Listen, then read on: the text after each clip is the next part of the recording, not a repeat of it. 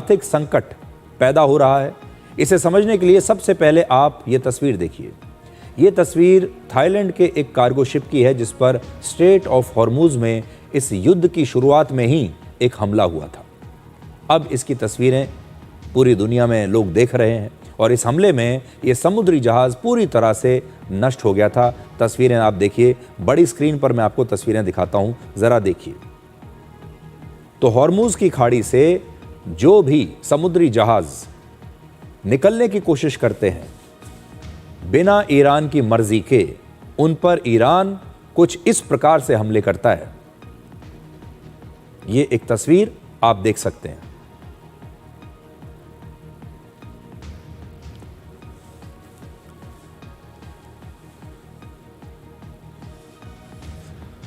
आज हम ये विश्लेषण करेंगे कि ऐसे समुद्री जहाज़ों को, ऐसे कार्गो शिप्स को आखिर क्यों निशाना बनाया जा रहा है और इनकी क्या गलती है। ये तो सारे सिविलियन शिप्स हैं, ये दुनिया भर के नागरिकों के लिए काम करते हैं।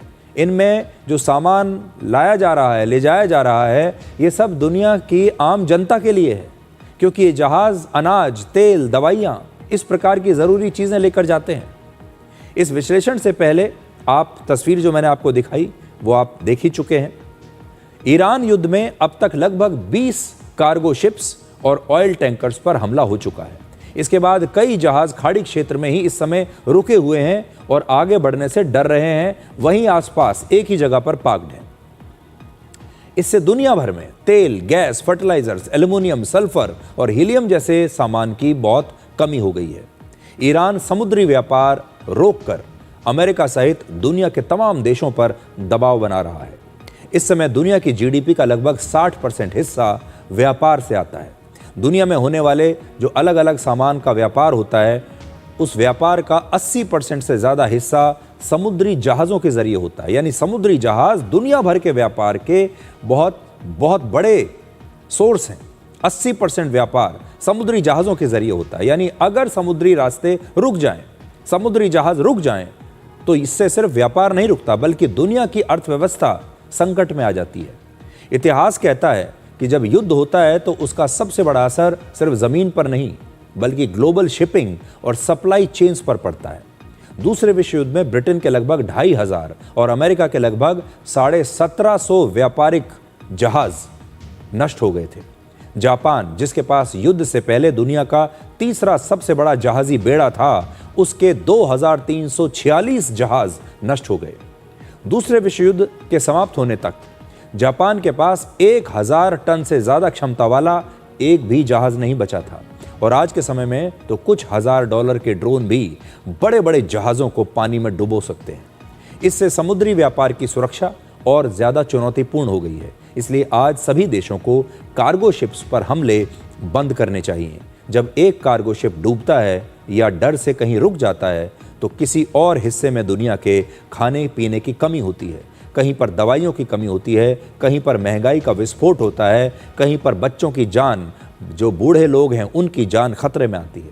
इस तरह से कार्गो शिप्स पर हमला सीधे दुनिया भर के आम आदमी की जिंदगी को प्रभावित करता है। कार्गो शिप्स के अलावा इस युद्ध में खाड़ी देशों की रिफाइनरीज, गैस पाइपलाइंस और तेल भंडारों पर भी हमले हुए हैं।